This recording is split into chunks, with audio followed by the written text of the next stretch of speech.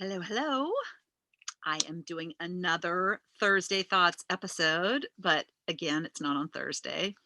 Thursday was Thanksgiving here in the US of A, and although I had good intentions to do it, I ended up just having a down day, not a down depressing day, an up day from a mental standpoint, because I got to be with my family and I love my family. So, and I love turkey and gravy and green beans and pumpkin pie and pecan pie. And yes, I did have two slices. I made them small, but I love all that stuff. So it was a very up day, but I had a down work day. I did not do much work.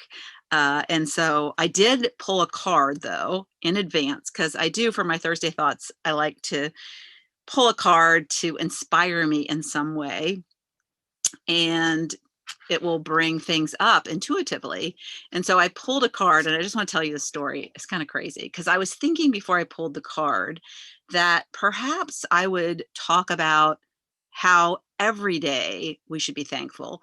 We focus on Thanksgiving, and pretty much everybody, I think, has that thankfulness attitude on Thanksgiving. You sit around the table, and even though it's a COVID year and it's crazy, and a lot of people have been told not to be with family.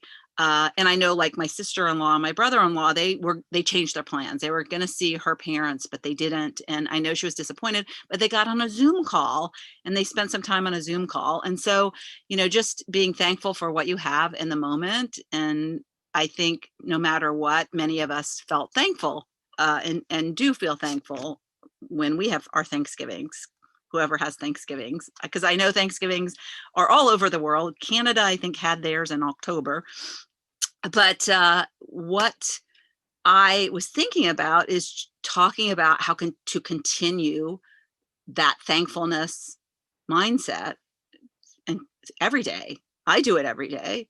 I think it's more intense on the actual Thanksgiving day, but why stop after Thanksgiving? Stop being thankful. Continue all through the next month.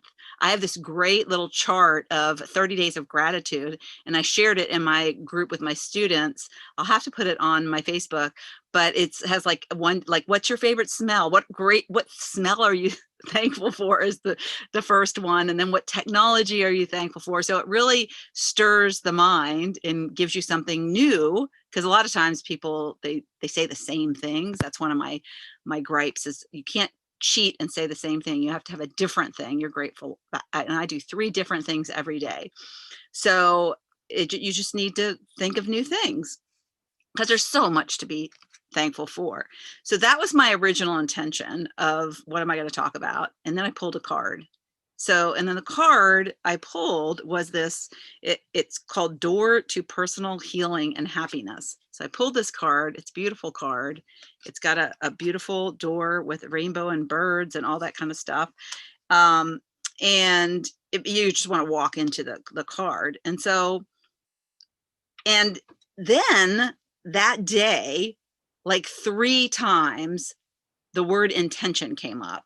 It came up when I was interviewing somebody for my podcast. It came up earlier in the day, and then it came up again later that day. And so I thought, well, maybe I need to talk about intention. So how does intention play in with this card? So maybe intention. So my intuition started kicking in, thinking, okay, maybe it's intuition. Maybe I forget the card pull and I just go with intention and talk about that and how we need to be more intentional. We walk around life being so unintentional. This was the old me, is like I just let life happen to me. I had no real intention except at work. But with my personal life, I had no real intention on my dreams or anything. So, I really stress working from intention. And so then I was like, okay, I'm not gonna do the card. I'll just do intention. And so then this morning I was like, okay, now it's 2 days later and I haven't done my Thursday episode yet.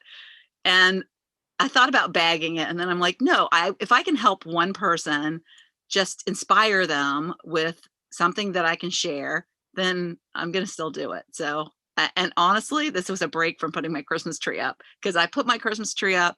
I haven't finished it. It's going to be a 2-day affair, but my husband had hernia surgery and he can't help me at all. And I have this big friggin' tree. It's in 4 parts. It's a beautiful artificial tree. And I had to drag it out of my garage and up my driveway and onto my front porch and into my house. That's how I got it in. And I was sweating, and thank God it's a beautiful day here in Virginia. It's not raining. And it was all I could do to get it up myself. And so it's up. It's not completely fluffed. I have to fluff it, and then I'll put the ornaments on tomorrow. So this is also my break and escape from putting up my Christmas tree. So anyways, all right. So I went back to my office and I thought, well, let me pull a card again, because maybe, this intuition thing, let me see if I pull a card that is around intuition. And so you're not going to believe this, but this is so crazy. And I shuffle the cards. I shuffle them. They say do it like a third grader, so it's really messy, right? And I did it like 3 times. And guess what card I pulled? I pulled the same card I pulled on Wednesday. The door to personal healing and happiness. And then I'm like, okay, all right. The universe is telling me I need to talk about this card, but also there's something with intention, right? So then it dawned on me, which is what intuition usually does, right? That when you work from intention, it will lead you to personal healing and happiness. If you're not intentional, then you're flailing around in life and you don't even probably know your dreams. And if you have any, you're not being intentional about taking action towards those dreams. So I'm like, oh, of course, intention in this card are intertwined. So I was so glad that I went back and pulled a card a second time. And it was like, Lori, this is what you still need to talk about. Yes, you need to talk about this. So I'm like, oh my gosh. Okay. So I'm going to talk about how intention leads you to personal healing and happiness. I have to read the card though first. Okay. So the door to personal healing and happiness, new beginnings in your personal life. This card is a harbinger of positive change. The beautiful light-filled door opens onto a lush rainbow-lit rainbow, sorry. The beautiful light-filled door opens onto a lush rainbow-lit spring filled with, I cannot say this, onto a lush rainbow-lit spring filled with vibrant lotus flowers. Whether you're working on some inner healing, such as breaking an addiction, or looking to make some external changes, such as finding a new place to live, this card signals that your life is opening up and new opportunities are about to appear. The changes you've been working on are ready to blossom with wonderful results. So make sure you see your personal intentions through with continued action and optimistic expectations. So what I think this is the same card that I pulled in the workshop that I did in October. And it was so crazy because that's what the workshop was kind of all about, was getting people to change and step into a second half sparked life. And it's so funny because I'm wondering, is this coming up because this is a reminder, if you were in that workshop and you're listening to this, a reminder that, because at the very end of that workshop, I said, what new habits are you going to create that are going to get you more sparked in life? And I gave examples of new habits, and people committed to new habits. So if you were in the workshop, my question to you is, are you still working on those new habits? But it was so great because I thought it's a great message to have after Thanksgiving and heading into the end in the last month of a year that's been crazy.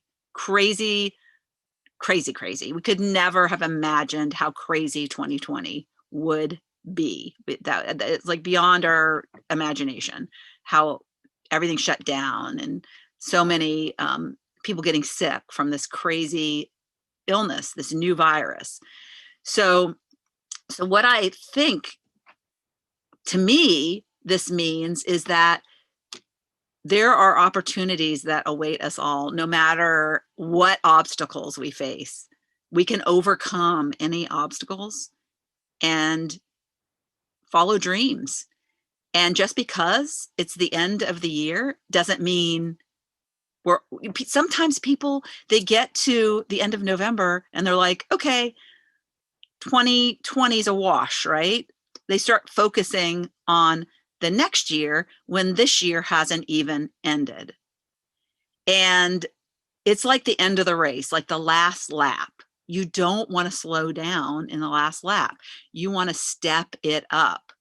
And that's who wins the race, is the person who saves that little bit of energy and pushes through it and still makes use of that little bit of leftover time.